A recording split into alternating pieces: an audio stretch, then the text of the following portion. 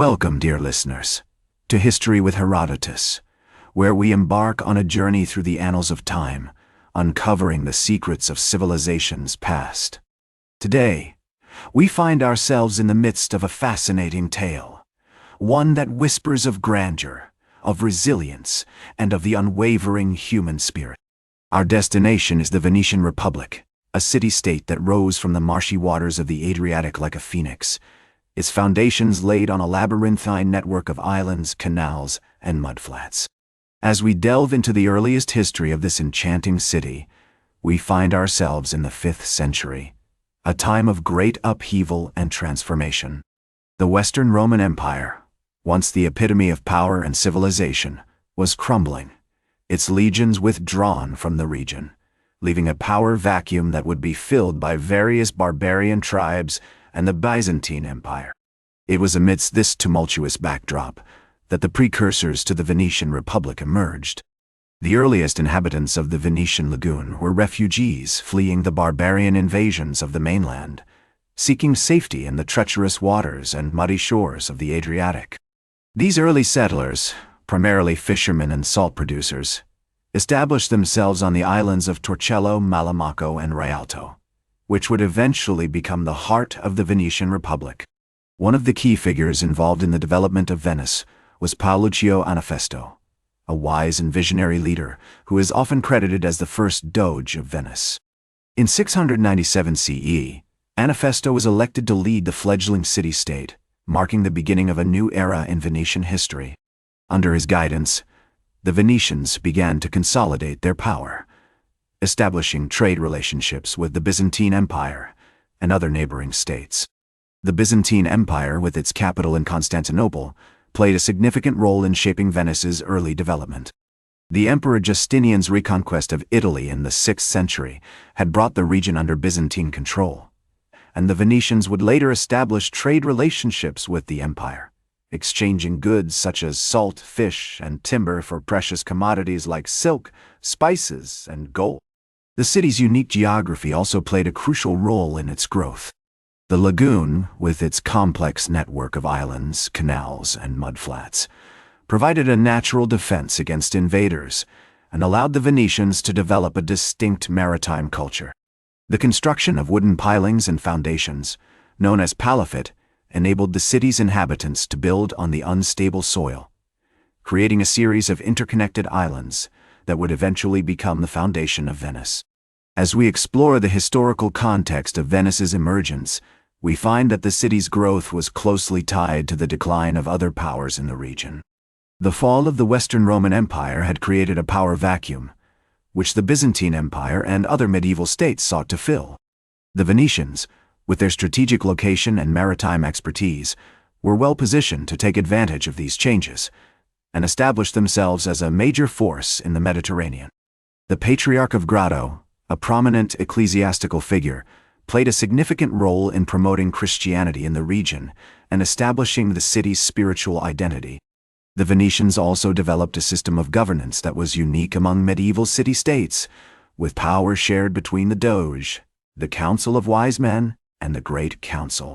As we conclude our journey through the earliest history of the Venetian Republic, we stand at the threshold of a new era, one that promises to be filled with intrigue, innovation, and unparalleled achievement. The foundations laid by Paoluccio Anafesto and his successors would support a city-state renowned for its beauty, its resilience, and its unyielding pursuit of excellence. Join me next as we enter the epoch of Venice's most resplendent period, where art, commerce, and diplomacy converge in a spectacle of human ingenuity and creativity, setting the stage for the city's enduring legacy as a beacon of enlightenment and progress.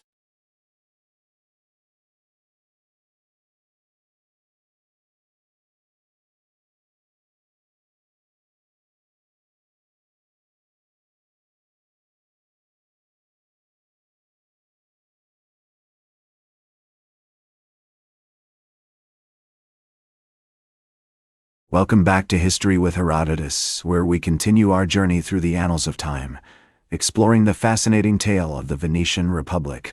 Today, we enter the epoch of Venice's most resplendent period, where art, commerce and diplomacy converge in a spectacle of human ingenuity and creativity. As we delve into this new era, we find ourselves in the midst of the 10th to 12th centuries, a time when Venice was transforming into a major maritime power. The city's strategic location at the head of the Adriatic, its mastery of shipbuilding and navigation, and its extensive trade network with the Byzantine Empire and other Mediterranean states had positioned it for unparalleled growth and influence. The Venetians' expertise in commerce and finance was unparalleled, with their merchants and traders establishing a vast network of trade routes that spanned from the Black Sea to the Atlantic. The city's famous Rialto market, established in the 9th century, became a hub of commercial activity, attracting merchants from all over Europe and beyond. The Venetians' innovative use of credit and banking systems, including the establishment of the Banco di San Giorgio, facilitated trade and investment, further solidifying their position as a dominant economic power. This period also saw an explosion of artistic and architectural innovation in Venice. The construction of the magnificent St. Mark's Basilica, with its intricate Byzantine mosaics and ornate decorations, exemplified the city's unique blend of Eastern and Western influences. The basilica, built to house the relics of St. Mark, became a symbol of Venetian identity and a testament to the city's deep spiritual roots. The Doge, as the head of state, played a crucial role in promoting Venice's interests abroad and maintaining its independence.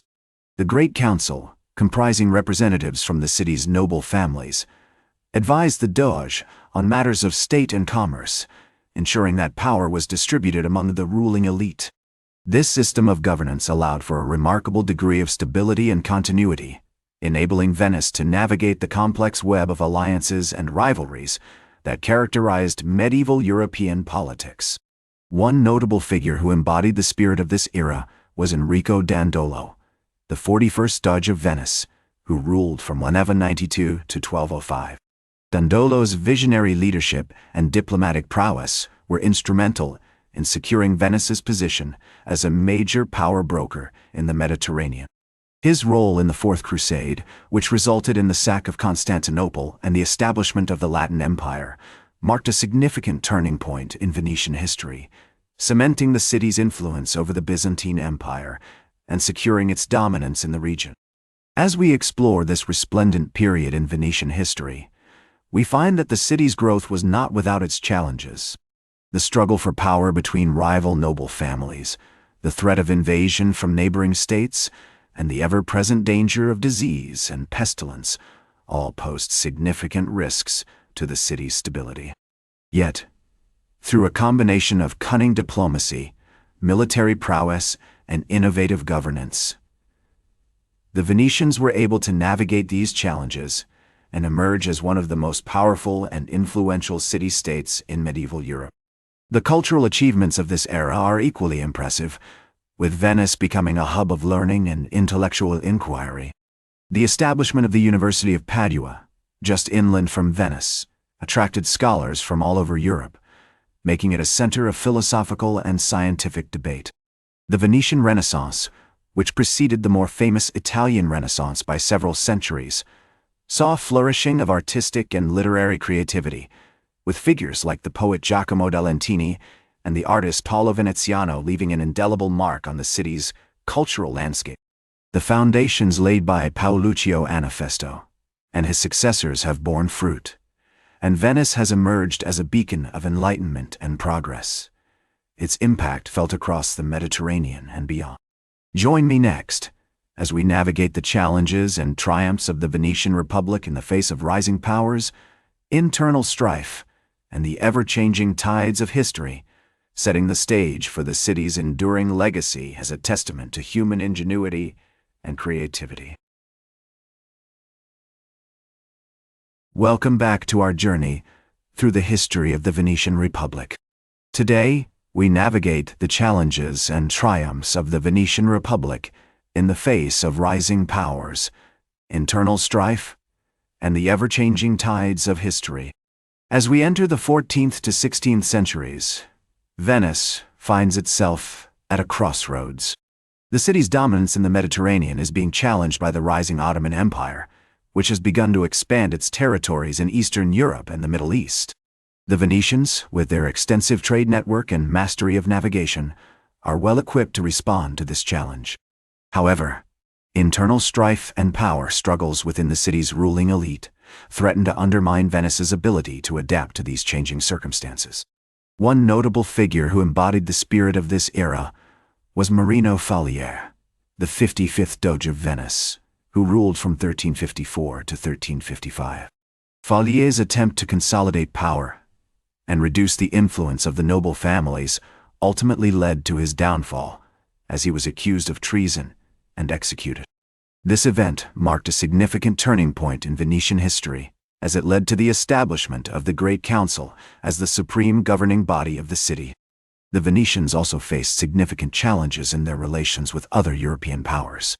The city's extensive trade network made it vulnerable to disruptions caused by wars and conflicts between other nations.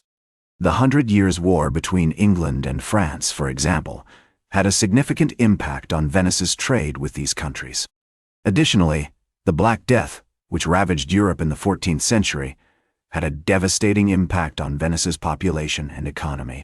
Despite these challenges, Venice continued to thrive as a center of culture and learning. The city became a hub of Renaissance humanism, attracting scholars and intellectuals from all over Europe. Figures like the poet and philosopher Petrarch and the artist Titian left an indelible mark on the city's cultural landscape. The Venetian printing press, established in the 15th century, played a significant role in disseminating knowledge and ideas throughout Europe. As we explore this period in Venetian history, we find that the city's growth was not without its contradictions. On the one hand, Venice was a beacon of enlightenment and progress, its impact felt across the Mediterranean and beyond. On the other hand, the city's ruling elite were often more concerned with maintaining their power and privilege than with promoting the welfare of the general population. In the words of the Venetian historian and statesman Paolo Peruta, the greatness of Venice lies not in its empire, but in its liberty. This quote encapsulates the paradox at the heart of the Venetian Republic, a city that was both a bastion of freedom and a hotbed of intrigue and corruption. The city's dominance in the Mediterranean is about to be challenged by the rising powers of Europe, and its internal struggles will ultimately lead to its decline. Yet, the legacy of Venice as a testament to human ingenuity and creativity continues to inspire us to this day. Join me next as we explore the final chapter in the history of the Venetian Republic, from the 16th to the 18th centuries, and examine the city's decline and eventual fall to Napoleon's armies. That's all for today's History with Herodotus. Remember to like, share, and subscribe. And until next time, remember that to understand the present, we must first understand the past.